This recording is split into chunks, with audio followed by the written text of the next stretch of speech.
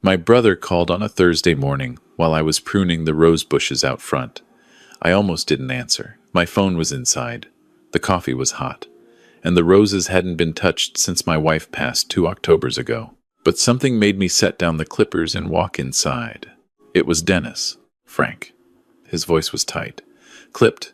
Dennis never clipped his words unless something was wrong or he needed something. Usually both. Hey, I need a favor. I leaned against the kitchen counter. Sure. What is it? I've got a situation at work. Big one. I need to fly to Denver tonight, back Sunday. Can Maya stay with you? Just 4 days. My chest went warm in spite of myself. I hadn't seen my niece in 3 months. She'd turned 8 in April and I'd mailed a card because Dennis said the weekend wasn't good for a visit. Sure, I said. Of course. You want to bring her by tonight? I'm already on 71. Be there in 20. He hung up before I could ask about her school schedule, her allergies, whether she was still afraid of the dark the way she'd been last Thanksgiving. 20 minutes wasn't enough time to do much, so I just cleared the guest room of the boxes I'd been meaning to sort through since Helen died, put clean sheets on the bed, and pulled a juice box from the back of the fridge.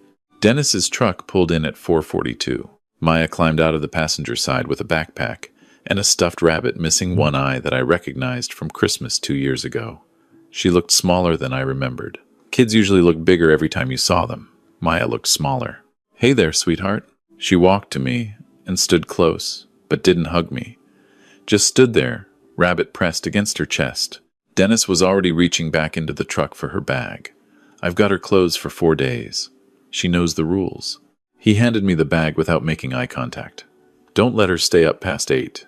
She doesn't need snacks between meals. I looked at him. He had new lines around his mouth. Jaw set the way our father's jaw used to set. Dennis, come inside. Have coffee before you. Can't. Traffic. He ruffled Maya's hair once, perfunctory, like checking a box. Be good. He was back in the truck before she could respond, reversed out of the driveway without looking back. Maya and I stood on the front walk, watching the truck disappear around the corner. I looked down at her. She was looking at the space where the truck had been. You hungry? I asked. She shook her head. Didn't speak. That was fine. Some kids needed time. I grabbed her bag and led her inside. That first evening, she sat on the couch and watched cartoons while I made pasta. She ate maybe half a bowl, pushed the rest around. I didn't press it. Kids had off nights. I knew that from 31 years in pediatric emergency medicine. You couldn't force a child to eat, and you couldn't force a child to talk. You waited, and you paid attention to what they did instead. What Maya did was watch the kitchen doorway the entire time she sat at the table. Not the cartoons, not her food, the doorway. Like she was waiting for something to come through it. I slept lightly that night. Friday morning, I made eggs. Scrambled, the way I remembered she liked them, with cheese and a little too much butter, which Helen always said was my solution to everything. I set the plate in front of Maya and poured her a glass of orange juice and sat across from her with my coffee. She stared at the plate. Maya, you want toast with that? She didn't answer. Her hands were in her lap. She was looking at the eggs the way you might look at something you desperately wanted but weren't sure you were allowed to touch. Sweetheart, go ahead. Eat up.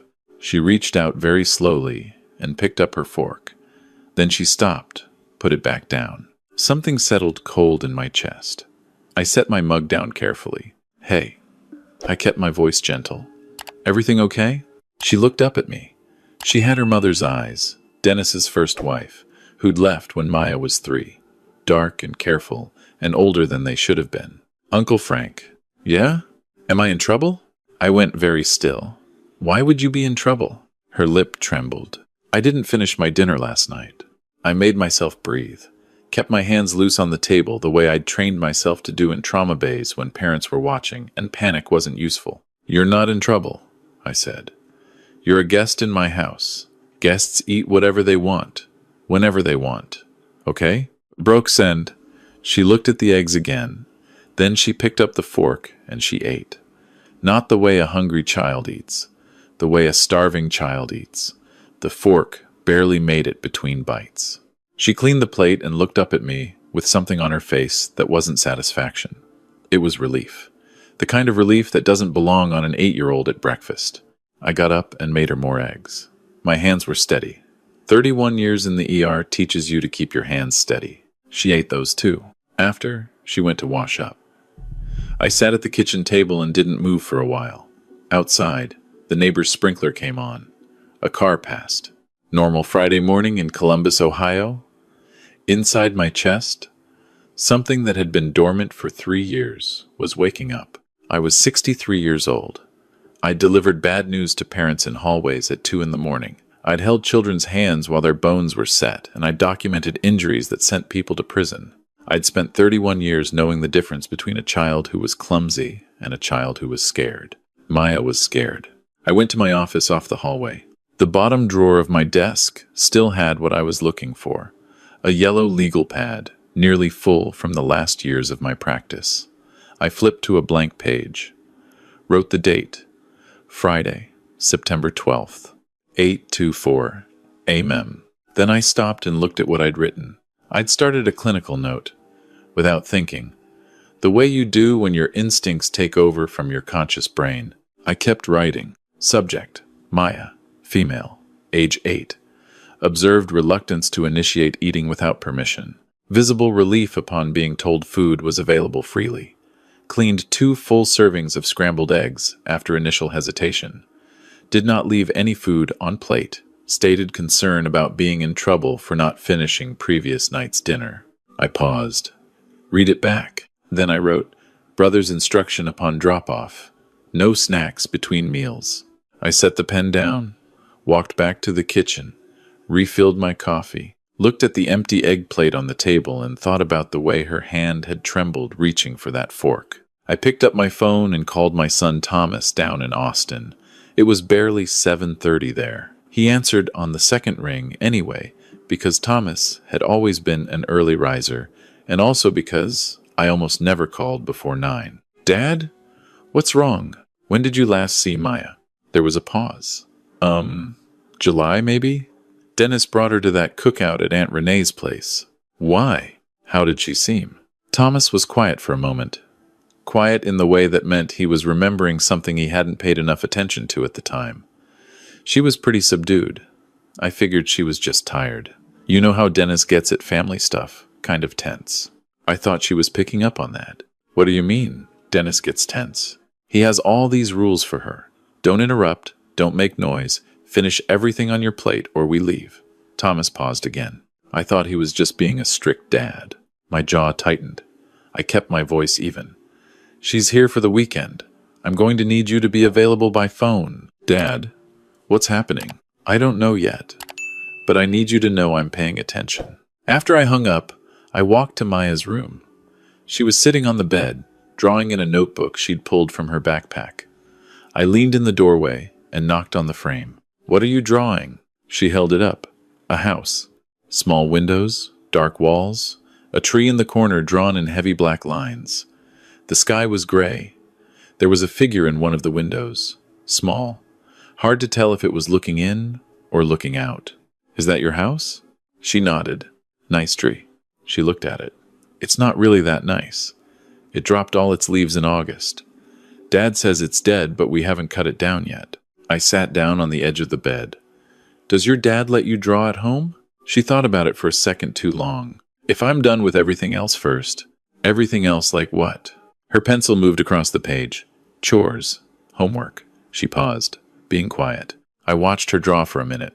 Then I said, casually, the way you learned to in pediatric medicine, what does your room look like at your house? Big? Small? She shrugged. It's okay. I have a lock on my door. I kept my expression neutral. Your dad put a lock on your door? From the outside, she said. So I don't wander at night. She said it the way kids say things they've been told enough times that they believe it's normal. From the outside. Like it was just a feature of rooms. Like every bedroom door had a lock on the outside, operated by someone else. I stood up slowly.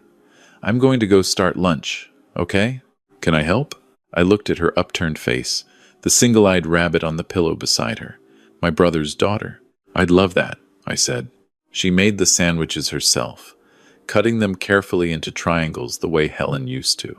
While she worked, I took my phone and typed notes in the memo app with one hand, kept my eyes on her, kept my voice light. We talked about her school and her teacher, Mrs. Holloway, and whether she had a best friend. And she said she used to, but Kayla moved to Cincinnati in June. You must miss her. She put the knife down. I'm not supposed to call her because it distracts from homework. She picked the knife back up and finished cutting. That afternoon, I called Patricia Okafor. Patricia had been a CPS supervisor in Franklin County for going on 20 years. We'd crossed paths dozens of times over the years, written up the same cases from different angles, testified in the same courtrooms. She answered on the third ring. Frank Coleman. What the heck are you doing calling me on a Friday afternoon? You're retired. I have a situation. A pause. How unofficial. My niece is staying with me for the weekend. Oh no. Tell me what you need. I walked outside onto the back porch so Maya wouldn't hear, and I laid it out. The food hesitation. The question about being in trouble.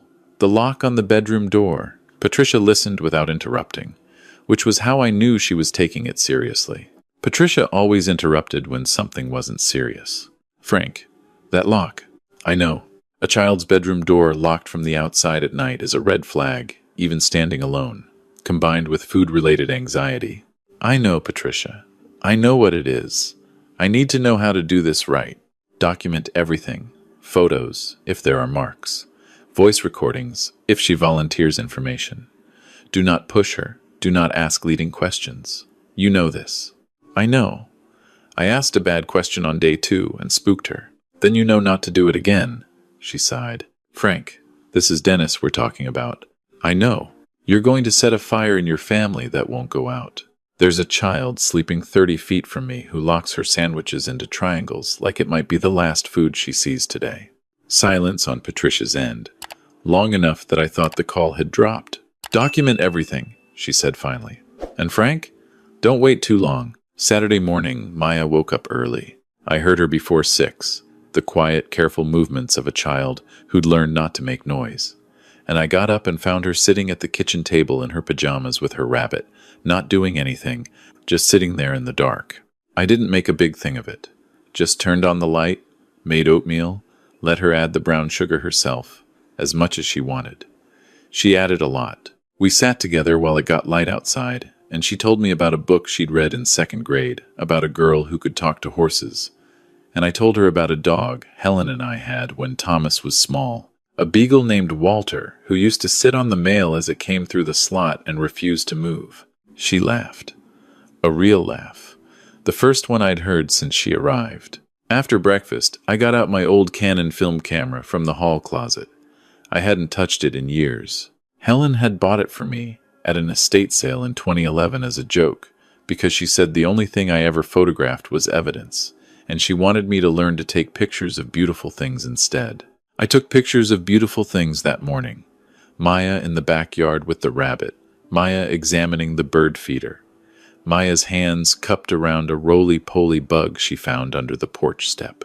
I also photographed, as carefully and as naturally as I could, the bruise along her right forearm that showed when her sleeve pulled up as she reached into the garden bed.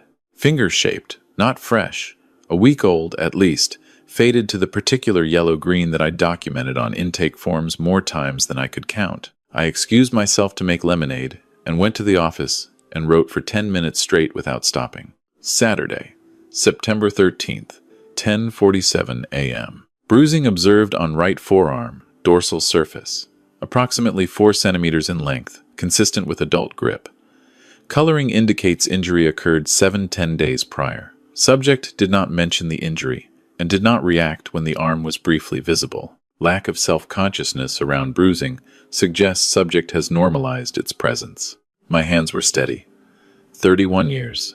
That evening, she fell asleep on the couch during a movie, and I carried her to bed and stood in the doorway watching her sleep for longer than I should have. The bedroom door was open. No lock, no outside mechanism. Just a room with yellow walls and the window cracked 2 inches, and a kid sleeping with a one-eyed rabbit tucked under her chin. I called Thomas. She's scared of something, he said. It's all over her face if you know to look for it. I know. Dad. This is Dennis. I know that too. What are you going to do? Whatever I have to. Sunday morning, I baked biscuits. Let Maya cut them out with the old biscuit cutter Helen had used for 40 years. We had them with butter and honey, and she ate 4 and looked happier than she'd looked since she arrived. And then Dennis's truck pulled into the driveway at 11:30, and all of that fell off her face like someone had wiped a wet cloth across it. She got her backpack, got her rabbit, stood by the door. I watched the transformation, watched her pull herself in, make herself smaller, quiet herself down. 8 years old and already an expert at becoming invisible on command. Dennis knocked twice and came in. Maya, you ready? She nodded. She do okay? He asked me without looking at her. She was wonderful, I said. Dennis, stay for coffee. I want to talk to... Can't. He had his keys out. Say goodbye. Maya turned to me. Thank you for having me, Uncle Frank. She'd rehearsed that. I could hear the rehearsal in it. Formal and careful, and nothing like the girl who'd laughed about the beagle named Walter. I knelt down and hugged her. Her thin arms came around me, and she held on for just a second longer than the goodbye required. Just 1 second. I straightened up. Dennis was already at the door. I'll call you this week, I said. Sure, he said, and they were gone. I stood in the kitchen for a long time. The biscuit cutter was still on the counter, a smear of honey on the edge. I went to my office and called Patricia.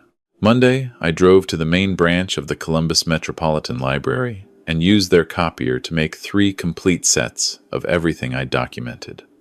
1 set for Patricia, 1 for a lawyer, 1 locked in my desk at home. Old habit from years of knowing that single copies of important things had a way of disappearing. Then I drove to the office of Ellen Marsh. Ellen had been practicing family law in Columbus for 22 years. We'd worked opposite sides of the table in 3 custody cases back in my ER days, and I'd respected her every time, even when she'd beaten me. She opened the folder, didn't speak for 4 minutes, just read. Mr. Coleman, she said, this is thorough. I had 31 years of practice. She tapped the photograph. The bruise. Consistent with grip restraint, I said. The coloring puts it between 7 and 10 days before observation, which is within the window of Dennis's last confirmed contact with her before drop-off. She put the photo down.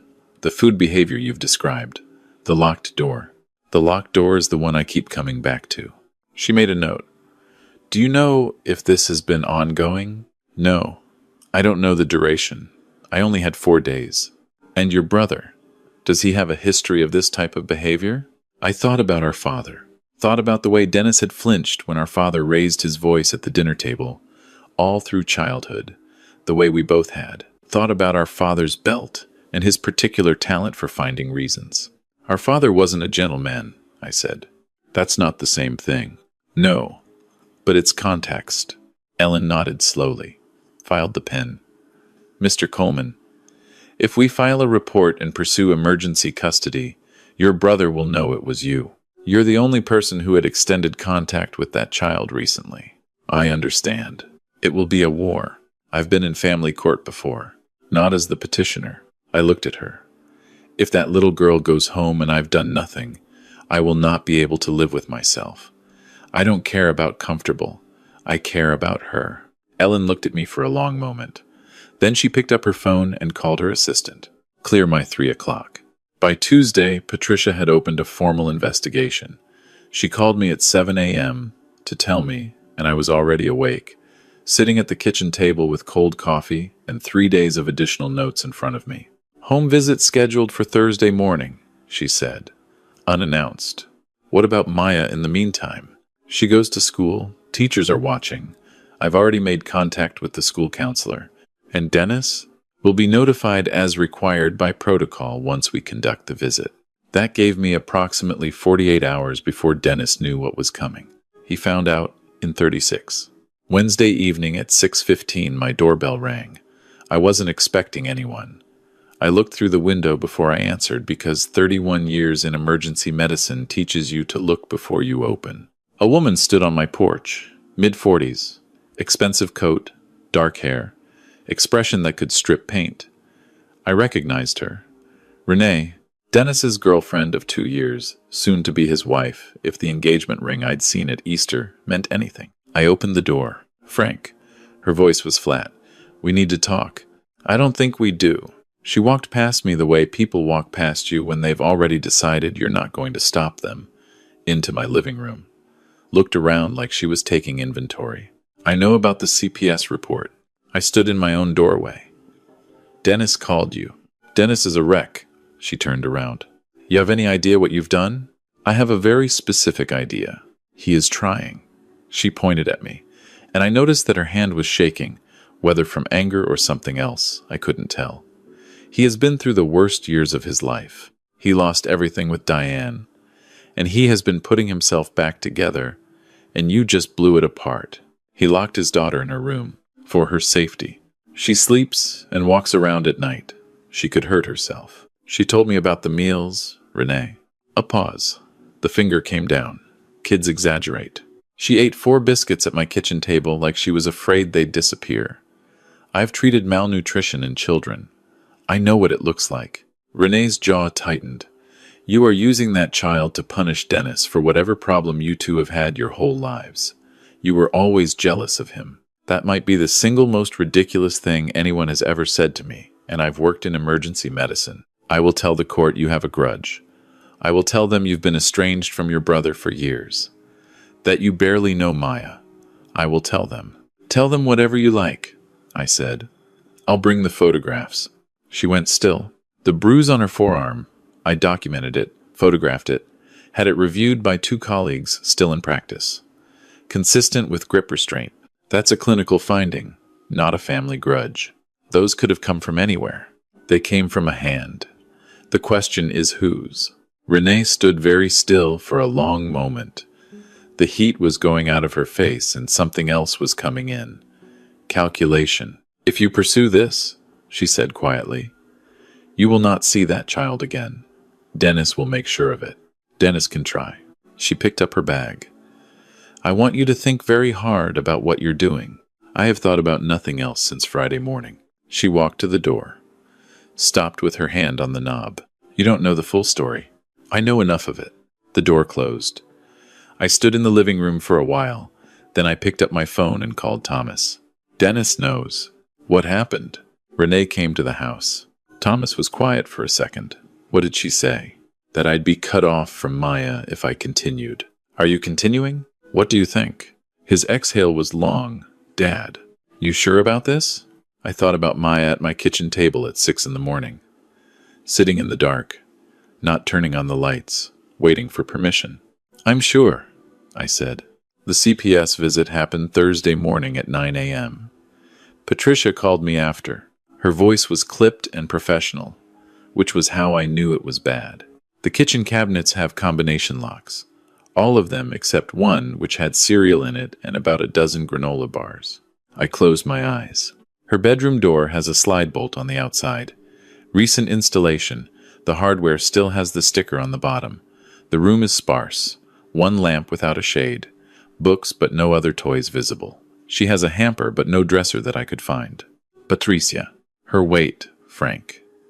She's in the 15th percentile for her age. We've ordered a full medical evaluation.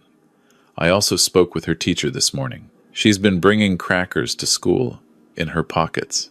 Doesn't throw away her apple cores. I sat down on the floor of my kitchen.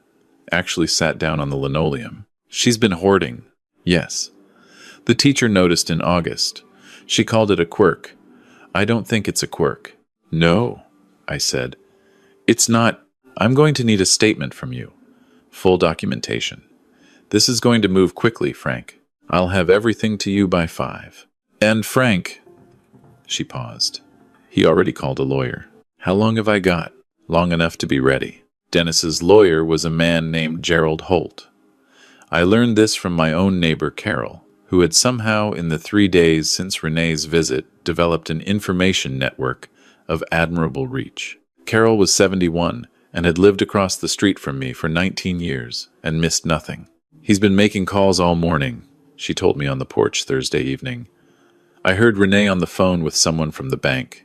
They're talking about money, refinancing something. Carol, I keep my window open, Frank. It's a free country. She was right, of course.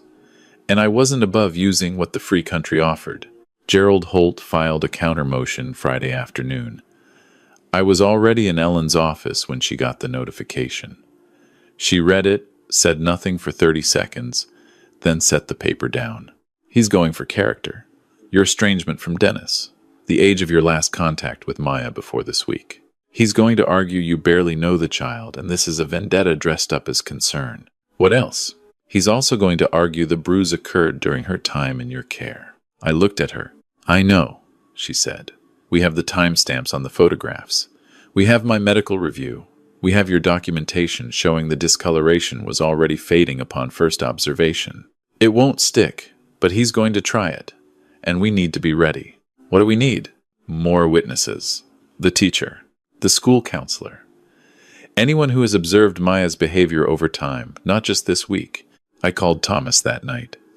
He booked a flight from Austin for the following Thursday, 1 week before the hearing date the court had assigned, October 9th. I spent the next week making phone calls. Maya's teacher, a woman named Mrs. Holloway with 23 years in second grade and an expression like she'd been waiting for this call, agreed to testify. I've been writing things down, she told me. Since the beginning of the year, I didn't know what to do with what I was seeing, but I wrote it down, and I have photographs. She'd been photographing Maya's lunch bag, or rather the absence of one. Dennis didn't send lunch. Maya ate the free school lunch, same every day, and pocketed whatever she could fit in her jacket. There's a family in my class, Mrs. Holloway said, whose daughter has a nut allergy, and every morning the classroom aide checks bags for nuts. Maya's bag has never once had food in it, not in 8 weeks of school. The aide mentioned it to me in September. She thought maybe the family couldn't afford it. I started sending extra crackers home. Did Maya ever say anything? She said her dad said school lunch was enough and extra food made children soft. I wrote that down 4 times. The school counselor, a man named David Reardon, who looked approximately 25 years old but moved through the world with the weariness of someone much older, had already submitted a report to CPS through his mandatory reporter obligations. He gave me a copy of what he'd written up in mid-September, a week before Maya even came to stay with me. Observed food hoarding behavior. Child's self-description of meal structure at home, inconsistent with normal household norms. Attempted to contact guardian. Father returned call. Stated child was dramatic and imaginative. Dramatic and imaginative. I put that in my folder. Carol gave a written statement. So did a woman named Barbara from 2 doors down from Dennis's house, who'd seen Maya sitting on the front steps after dark on a night in August, in what she'd assumed was just a kid stargazing. She was trying the door handle, Barbara told me, on her front porch, coffee in hand. I remember thinking that was strange, like she was locked out.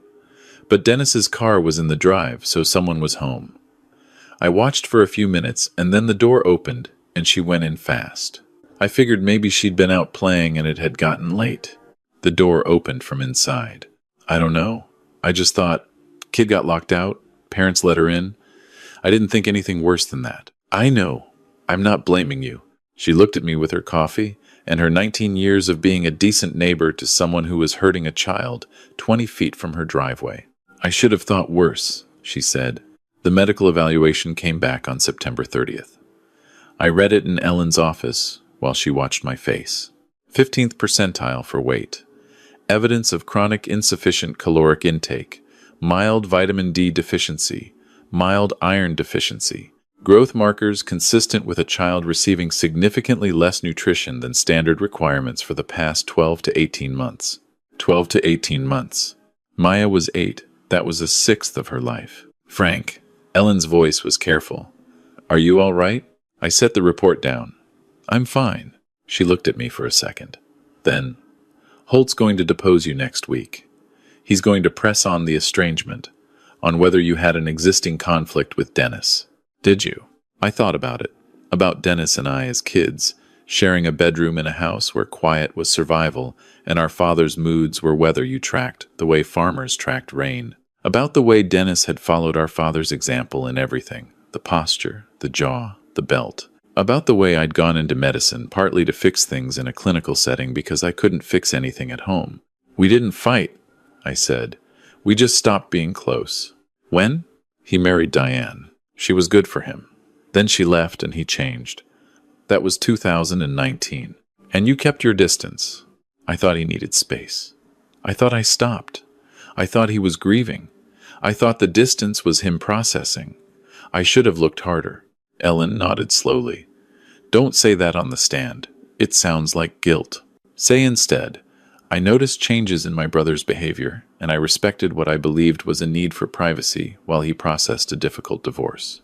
I looked at her. You're very good at this. I know. Gerald Holt's deposition lasted 2 hours.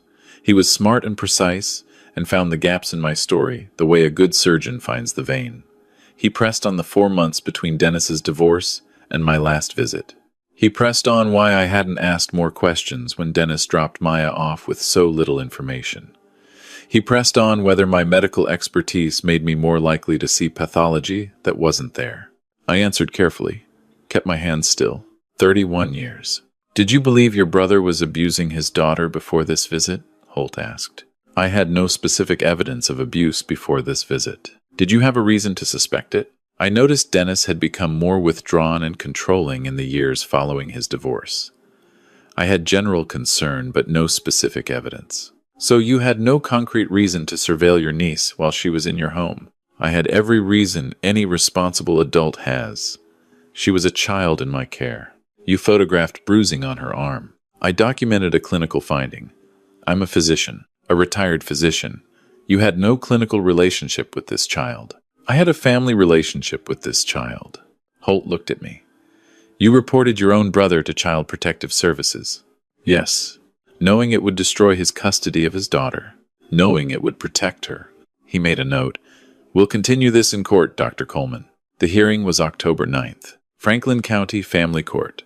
The old building on Mound Street that smelled like floor wax and bad decisions. Thomas flew in 2 days before and stayed in the guest room, and we ate bad takeout and played cards and didn't talk about it much, which was how Coleman men had always handled things they were afraid of. The night before, I sat in what used to be Maya's room during those 4 days in September. The bed was made.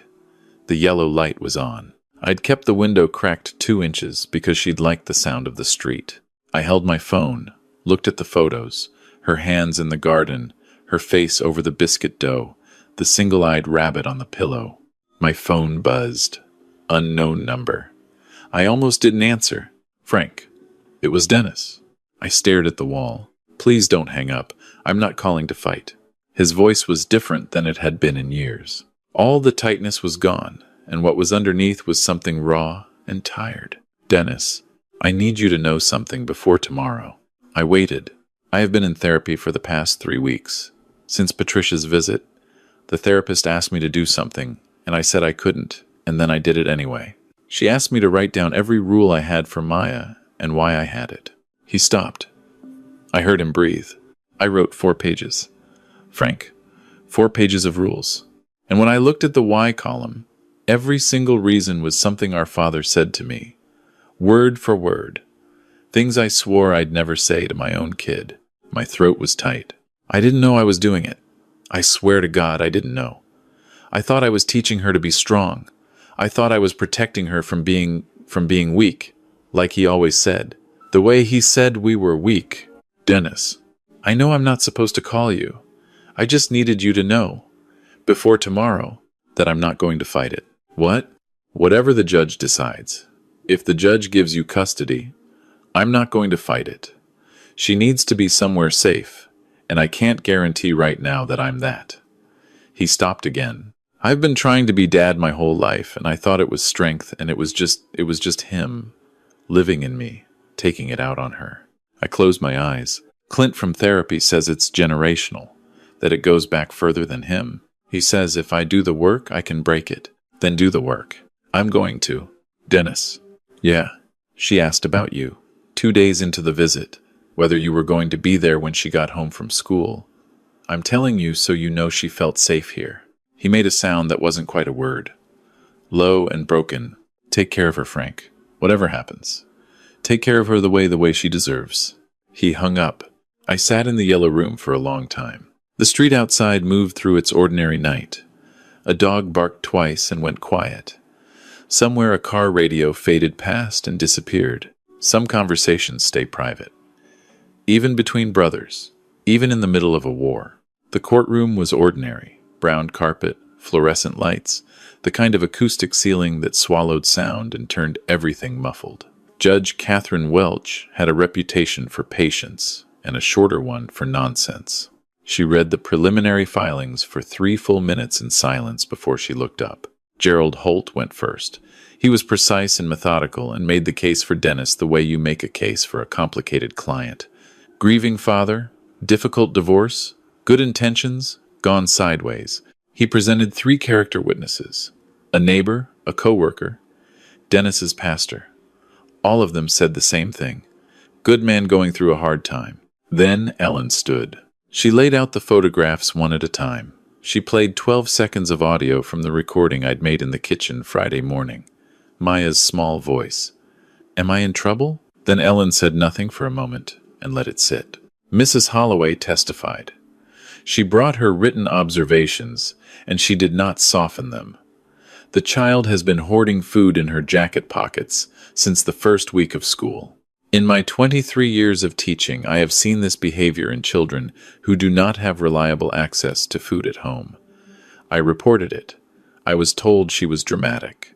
Dr. Reardon submitted his written report and then sat in the witness box and answered questions with the quiet precision of someone who had seen enough of the world to have stopped being surprised by it. Patricia testified about the home visit, the locked cabinets, the slide bolt. She was calm and factual the way you have to be in courtrooms when the facts are ugly enough on their own. Then Dennis took the stand. He looked smaller than I'd seen him look since we were children.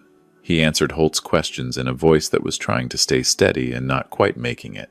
He used the words my attorney instructed me to use about the rules, the structure, and I could hear the instruction in it the way I'd heard it in Maya's goodbye to me. Then Ellen stood. Mr. Harrison, she said, your daughter asked her uncle if she was allowed to eat. Can you explain that? Dennis's hands tightened on the arms of the chair. She was tested on her homework the night before and didn't do well. That morning's breakfast was restricted as a consequence. So she hadn't eaten since dinner the previous night. Correct. And was dinner the previous night complete? There was a pause. There had been some difficulty. Ellen looked at her papers. Your daughter is in the 15th percentile for weight and has vitamin deficiencies consistent with chronic insufficient caloric intake. Do you dispute the medical finding? No. When did you start using meal restriction as a disciplinary tool? Dennis's jaw worked. His eyes went to the table in front of him. I don't remember exactly. After Diane left, things got harder. I needed her to take things seriously. Did it work? The courtroom was very quiet. No, he said. Did your father use meal restriction as discipline when you were a child? Dennis's head dropped. Holt said, objection, relevance. And Judge Welch said overruled, and the room went still again.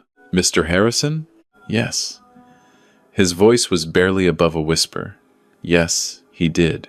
Ellen set her pen down. No further questions. Dennis's shoulders were shaking. He didn't cover his face. He sat in the witness box with his hands flat on the railing and his eyes wet, and he did not look for sympathy from anyone in the room, which was the most dignity I'd seen from him in years. I learned this from him, Dennis said. It wasn't even a question or an answer to anything. He just said it into the room. And I told myself I was doing it differently. But I wasn't. Judge Welch let the room hold that for a moment before she called a short recess. In the hallway, Thomas sat next to me on a wooden bench. He put his hand on my shoulder and didn't say anything. I was glad he didn't say anything. After recess, Maya gave her testimony in a closed session with a forensic interviewer. We heard the audio feed in a side room. Ellen's hand found my forearm and squeezed once when Maya described the cabinet locks, and I focused on keeping my breathing even. When she was asked if she had ever felt safe, she said, "At Uncle Frank's house." 3 words. I felt them in my sternum. Judge Welch deliberated for 5 days. The ruling came on a Friday, which seemed appropriate for a week that had started on a Friday 6 weeks earlier with biscuit dough and a borrowed rabbit. The courtroom had the same brown carpet and the same muffled silence. Thomas sat behind me. Ellen sat beside me. Across the aisle, Dennis sat alone. Renee had not come, and Gerald Holt sat close enough to the edge of his chair that it seemed like he might tip off it. "I have reviewed all testimony and submitted documentation," Judge Welch said. "I find that the child, Maya Harrison, has been subjected to systematic food restriction, physical confinement, and an environment of fear-based discipline that has resulted in documented malnutrition and significant psychological distress. These findings are clear and are not disputed by the weight of evidence." She looked at Dennis. "Mr. Harrison, your willingness to acknowledge the harm you've caused and your engagement in therapeutic services are noted. They do not change what happened. They may change what happens next." She folded her hands. "I am granting temporary full custody of the minor child to Dr. Frank Coleman, effective immediately. I am ordering supervised visitation for Mr. Harrison contingent upon continued therapeutic engagement. This arrangement will be reviewed in 6 months. At that time, with demonstrated progress in treatment, we may consider graduated unsupervised contact." The gavel came down. Thomas made a sound next to me, something small and relieved. I didn't move for a moment, just sat with it, the weight of it, the relief of it. The knowledge that I was 63 years old and had a guest room with yellow walls and a child coming to live in it who still flinched when doors opened too fast. Ellen put a hand on my arm. "Frank, it's done." "It's not done," I said. "It's starting." Maya moved in on a Saturday with 2 bags and a box of books and the rabbit, who had acquired a name I hadn't known before. Gerald. I would not tell Gerald Holt this. Some things were private. She stood in the hallway of my house with her box of books and looked around the way you look at a place you've been told you're staying but don't quite believe yet. I showed her the room, the yellow walls, the window cracked 2 inches. "You can put things on the shelves if you want," I said. "This is your room. You can make it look however you want." She looked at the shelves for a long time. Then she said, "Can I put Gerald on the windowsill? Gerald can have the whole windowsill." She put him there, sat him facing out. He looked out over the backyard with his single eye while the afternoon light came in warm around him. The first week was quiet. She ate everything and still watched the door sometimes. And on Wednesday night, I heard her up at 2 in the morning and went to check and found her in the kitchen, not distressed, just sitting at the table in the dark, the way she had that first Friday. I sat across from her. Didn't turn the light on. "Can't sleep?" She shook her head. We sat in the dark together for a while. Outside, a car passed. The neighbor's motion light clicked on and off over nothing. "Uncle Frank." "Yeah." "Are we going to have biscuits again sometime?" "Yeah. Whenever you want." "Can we have them for breakfast? Like, as a regular thing? Not just for a special occasion?" I thought about that. "They can be a regular thing," I said. "Nothing about biscuits requires a special occasion." She considered this with the gravity of someone accepting a new constitutional amendment. "Okay," she said. Then she went back to bed. The food hoarding I found on week 2. A Ziploc of crackers under the nightstand. 2 granola bars in the pocket of her winter coat, which was already hung in the closet because it was barely October. An apple core wrapped in a napkin in the back of her sock drawer. I didn't take them, didn't mention them, just made sure the kitchen was always stocked. Left a small basket on her dresser with crackers and dried fruit and told her it was a snack basket for her room in case she got hungry at night. Didn't make it a thing. Just a basket. The basket disappeared into the nightstand within a day. But over the next 3 weeks, the Ziploc of crackers under the nightstand slowly got smaller as she stopped replacing what she ate. And one morning, I noticed she'd gone to the kitchen in the morning without the rabbit tucked under her arm like a security measure. Just walked in barehanded and said, "Can we have oatmeal? The kind with the brown sugar?" Small victories. I was learning to count them. Thomas called every other night from Austin. She talked to him sometimes, short conversations, but she always held the phone like it was something precious after they hung up. The nightmares were twice a week for the first month, once a week in November. I got good at sleeping lightly. My back complained. I bought a better floor mat for her room and left it rolled in the corner. And after the 3rd time I slept on it, she said, "Uncle Frank, you don't have to do that. You have a bed." And I said, "I know, I want to be here." She didn't argue again. In mid-November, Patricia called. Dennis has completed 6 weeks of intensive therapy. He's requesting a supervised visit. I sat with that. What does Maya think? She's been told he's in therapy. She asked if he was sad. She asked if he was learning to be different. What did you tell her? That we hoped so. Does she want to see him? She hasn't said no. That's different from yes, Patricia. I know. But Frank, she's 8. Whatever she feels about him is complicated, and it's going to be complicated for a long time, and denying him contact indefinitely doesn't uncomplicate it. It might make it harder. I thought about Dennis on the phone the night before the hearing. 4 pages of rules. Every single reason was something our father said. Schedule it, I said. My house. I'm present the entire time. Dennis came on a Saturday in late November. He drove up in a car I didn't recognize, a smaller one, and parked carefully, and sat in it for a minute before he got out. He looked like someone had put him through a year in 6 weeks. Thinner. The jaw no longer set the way our father's jaw used to set. Maya was in the living room with Gerald on the windowsill. I'd told her he was coming. She'd taken the rabbit off the windowsill and held him. Dennis came to the door, and I let him in. He stood in my hallway and looked at his daughter across the room, and his face did something complicated and human and completely different from anything I'd seen on it in years. Maya, he said. His voice was quiet. Hi, sweetheart. She looked at him for a long moment. Hi, Daddy. He sat on the floor, which surprised me. Not on the couch, on the floor, a few feet away from where she was, making himself smaller, making himself less. I'm sorry, he said. I know that might not mean much right now. I've been learning why I did the things I did, and I'm learning how to do things differently, and I know sorry isn't enough by itself. But I wanted you to know that. Maya looked at him with those careful old eyes. She looked at Gerald. She looked at her father. Mrs. Holloway says sorry means you try to change, she said. Your teacher is right, Dennis said. That's exactly what it means. Are you trying? Every day. The hour passed slowly and quietly. They talked about a cartoon she liked. He told her about a dog his friend had. She showed him Gerald's name. He said it was a good name without asking why, and that restraint cost him something. I could see it cost him something, and he paid it. When the hour was up, he stood and said goodbye, and didn't ask for anything. No promises extracted. He walked to the door and paused. Frank, I looked at him. Thank you. I thought about what to say to that. About the 4-page list. About our father's belt. About a dead tree in a yard and a little girl locked in her room. Do the work, I said. For yourself. Not for visitation. Not for court. For you. So this stops. He nodded. The door closed. I turned around. Maya was still on the floor with Gerald.